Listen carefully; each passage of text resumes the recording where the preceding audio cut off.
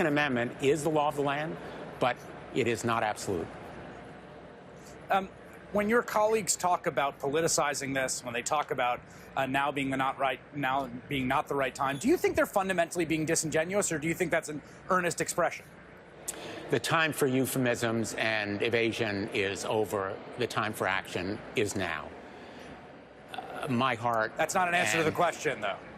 Well, I think that the time for action is now and would not involve politicizing this horrific tragedy. You know, the night after the Sandy Hook tragedy, I went to one of the many calling hours that I did for the parents, and I approached one of the moms to express my condolences and to say, when you're ready, we should consider what the next steps are to prevent this kind of tragedy. And she said, and I'll never forget the tears in her eyes, I'm ready now.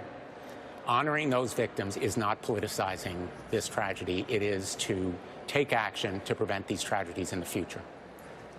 Senator Richard Blumenthal, I appreciate your time tonight. Thank you. David Chipman's a former special agent at the ATF who now works for the gun safety group started by former Congresswoman Gabby Giffords, and Jason Johnson, politics editor of The Root, and MSNBC political analyst. And David, let me start with you. You saw, I think, what happens here, which is a sort of argument on principle about what an open society is willing to tolerate, what's enshrined in our Constitution, that slides into these technical questions. Right. And those technical questions are a terrain that the NRA is very effective at battling on, even when the common sense argument for, say, you know, the device that converts a semi to something that could sort of fire automatically doesn't seem particularly compelling. Do the terms of that debate end up being self-defeating? I think so. I think when I talk about gun violence, you know, I rarely actually talk about guns. I talk about this shared belief that as Americans, we have to have the courage to figure out reasonable ways to keep guns out of the hands of people who will inflict harm on our nation. This notion that gun laws don't work, I just simply reject. I dedicated 25 years of my life on the front lines serving as a federal agent, where on a daily basis I was arresting and bringing into courts people I know would have killed someone that night if we haven't have acted. Now, I'm not naive. I know that there are gaps in these laws, and that's what we talk about, these gaps. Las Vegas, you know, the first thing that I thought about was, isn't it interesting that we've been fighting against the gun lobby who doesn't want gun dealers to tell government when someone buys more than one long gun in a 5-day period, like they have to report for handguns. It would have been interesting for the government to know that someone had amassed this arsenal. Now, perhaps there would have been non-issues of concern, but it might be worth a conversation. And I think our law enforcement, we need to trust them to have conversations, to investigate things. If not, really, ATF stands for after the fact, and our law enforcement is just coming in after something horrible has happened. I think our government has a responsibility to keep our citizens safe, and we have to balance that with freedom and responsibility. Jason, one of the things that happens in these discussions, you saw the White House talking points. I'm not sure if you saw them. They invoke Chicago and Baltimore, which is a very common trope. These are places that have very strict gun laws, obviously the high rates of gun violence that are largely committed by illegal guns. But there is this thing that happens, which is attention focuses on the gun in instances like this because the sheer horror of this particular event is so astounding. But it's a mismatch to what the daily horror of gun violence is in communities like Chicago and Baltimore.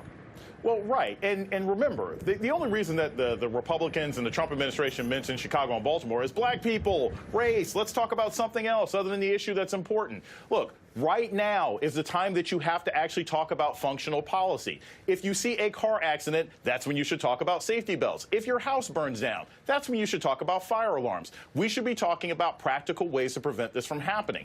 I don't think it's a good idea for us to just throw up our hands in society and say, well, getting shot randomly when you go to a shopping mall or casino is something perfectly reasonable. And I think, Chris, you brought up a really interesting point when you were talking to the senator earlier. Part of the issue is the refusal on the part of some advocates for gun control to simply say the other side is lying.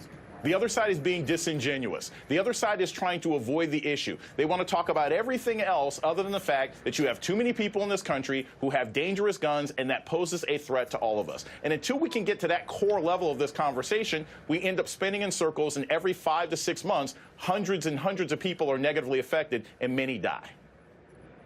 David, I think a lot of people have been looking at the reporting on the individual here who committed this atrocity and saying, got 52 guns. But it's actually, if I'm not mistaken, I think the median number of guns in a gun-owning household is 8 at this moment. And that's partly due to the fact that fewer and fewer households are gun-owning households, but the households that do own guns own large arsenals. What does that mean that 3% of American adults own 50% of America's civilian guns?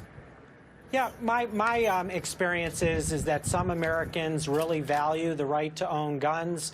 They collect them. They even amass them for a whole host of different reasons. And they're very intense about their beliefs. You know, what I try to strive to talk to people, I mean, I'm a concealed carry owner. I carried a gun for my safety for 25 years on the job. I think most Americans are in the middle, which is we recognize, you know, that as Americans we exercise rights. We may buy guns for a whole host of reasons. But with that comes a responsibility. If you're going to carry a gun outside your home, you're going to require training. If you want to buy a gun or sell a gun, perhaps you have to fill out a form or pass a background check. You know, to me, a lot of the people who value the right to have a gun seem to not want to exercise the responsibilities that help cops keep people safe. And so to me, when someone says, hey, it's inconvenient to fill out a background check or fill out a federal form, or it's inconvenient to have to answer the questions of cops. Like, I can tell you what inconvenient is. Inconvenient is waking up at 6 in the morning, putting on your bulletproof vest and kicking down a door to get someone who already has a gun and hope you don't get killed. Inconvenient is what happened to my boss, Gabby Giffords. Inconvenient is what has happened to all of the people in Las Vegas.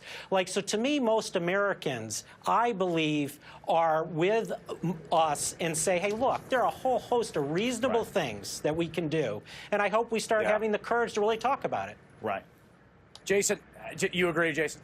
Yeah, I agree. Look, there are so many restrictions that we think are reasonable in this country. We drive a car, you have to have insurance. If I use my credit card too much over the weekend, it stops, and the bank calls me and says, is this really you? Why is it that I'm able to buy 12 guns and no agency calls and says, hey, are you about to do something dangerous? These are reasonable things that we should expect for our own safety. All right, David Chipman and Jason Johnson, thank you both. Thank you.